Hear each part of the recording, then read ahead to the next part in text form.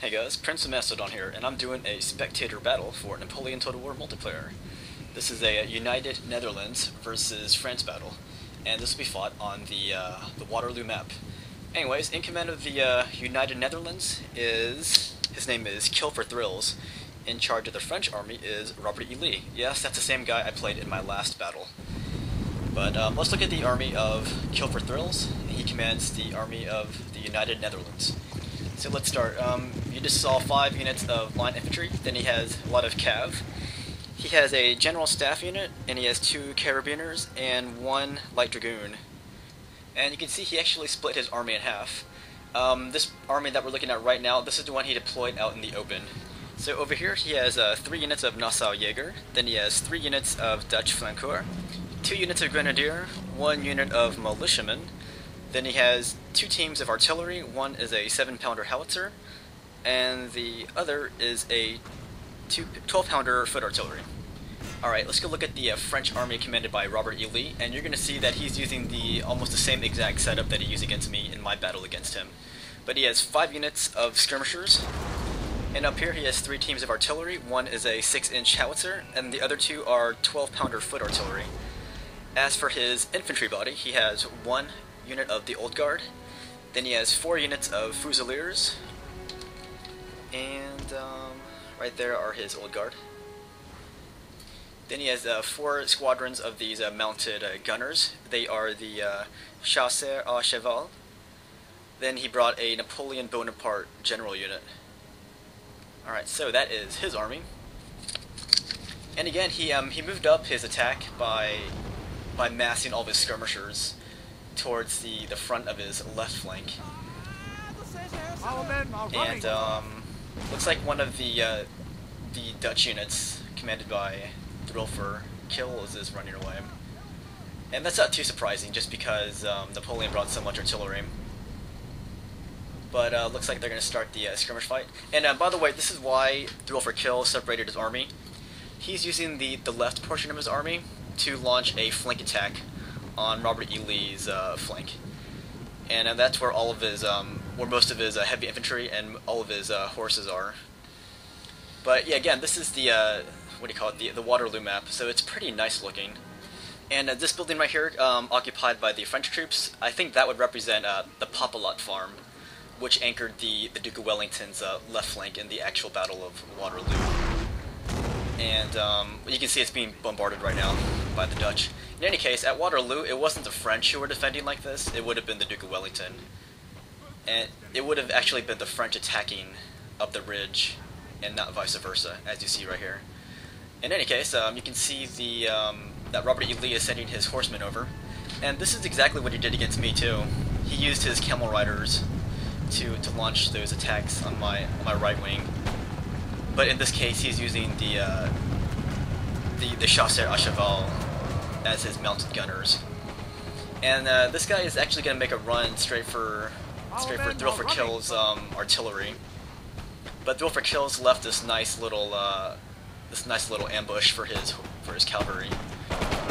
So all of Robert E. Lee's horses are taking a lot of damage right now as they go for those artillery pieces commanded by the United Netherlands. But they will succeed in taking out those artillery pieces. But at what cost? Okay, so that is that.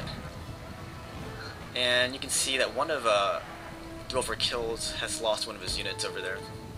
Okay, this is the left wing of kil4thrilz's army, and they have succeeded in getting up that ridge where the French defense is located. So we'll see how that turns out in a minute. As for Robert E. Lee's his horsemen, they are still chasing down these artillerymen, and they succeeded in their mission. So that's one part of the battlefield. Let's go see how the attack is going. Alright, see that little building below this ridge here? That would be the Chateau of Hougoumont. But in any case, there were no troops inside there, so this allowed kil4thrilz to advance up this ridge without molestation. So they're going to line up for a musket fight, and now they're going to pour some fire on those artillery, And at this point, Throw for Kills decides to launch a bayonet charge on the artillery pieces, commanded by Robert E. Lee.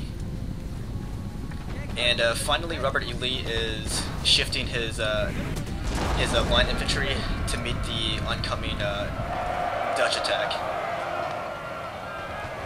So here's the attack on the artillery, and you can see Robert E. Lee bringing out his troops to meet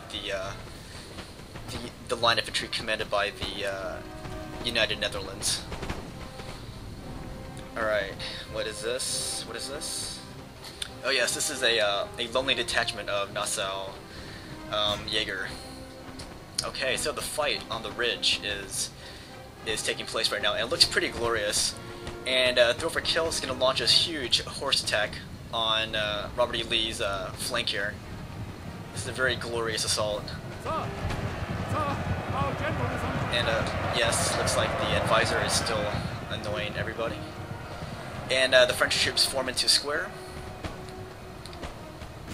And the Dutch are going to continue to lay down some musket fire on the French troops. But seeing them form into square, looks like Throw for Kills is going to launch a bayonet charge now. And he really wants decisive action against the French troops on the ridge. Alright, here are some militiamen. They are crossing that little farm, and that's the one I think is represented as the Papalot farm. Okay, what is this? Looks like Robert E. Lee is using his horses to attack some of those skirmishers. But this is a very nice, a nice attack being launched by Throw for Kills, and we'll see if the attack is successful or not. If you guys remember my last video where I fought against Robert E. Lee, you would already know that Robert E. Lee likes to defend his position.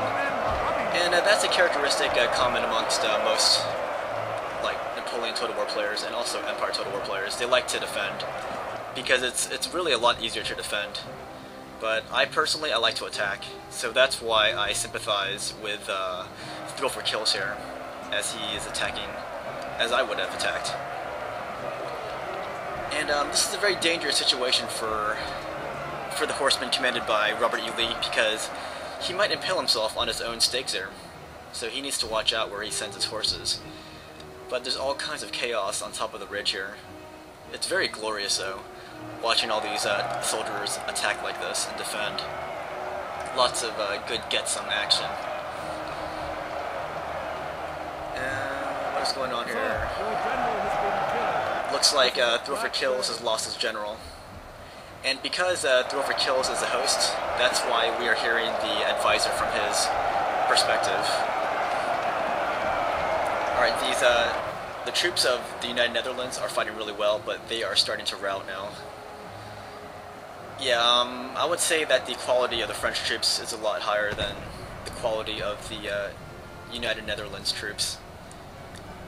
And now the attack is turning into a rout, so what started off as a glorious attack by Throw for Kills is no longer glorious. I mean, it looks great though. And some good maneuvering made by Throw for Kills. But the French troops are going to rout them off the ridge. And Throw for Kills still has a lot of his skirmishers left, and they are still engaged in this skirmish fight with the French troops who are holding out at Papalot. And you can see from all those flags that there's a lot of troops inside that building right there. There's a crap load of troops. It looks like a sardine can. So anyway, since we're here, we might as well take a close-up of this structure here. You can see that the inhabitants are violating several fire laws, but they don't care. This is war, and in wartime, a lot of laws go out the window. So it looks like Throw for Kill is down to just his skirmishers now, and I think those are, what are those, grenadiers? I can't tell. He's going to withdraw his line, and he's going to form a new line towards the, I guess further in the back here. He doesn't want to be too close to that building where the French troops are fortified. So he's gonna put up a resistance further back. And it's cool, whenever you're watching the host play, you can hit space and you can see where he is directing his troops. So that's a cool little feature for for spectator mode, but you can't see what the other player is doing, unfortunately. But Robert E. Lee is pushing his troops up. You can see some of his old guard right there. There they are. They survived that big fight on the ridge, and they're going to reload. But they are still out of range of the United Netherlands troops. And very soon, kil4thrilz is going to throw in the towel here. Like, he thought about resisting, but when he sees how many French troops are left, he is going to call it quits.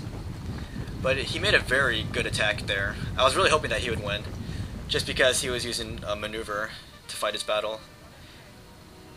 So he resigns, and you can see the results right there. Very good game, I gotta say. Hope you guys enjoyed this spectator fight as much as I did.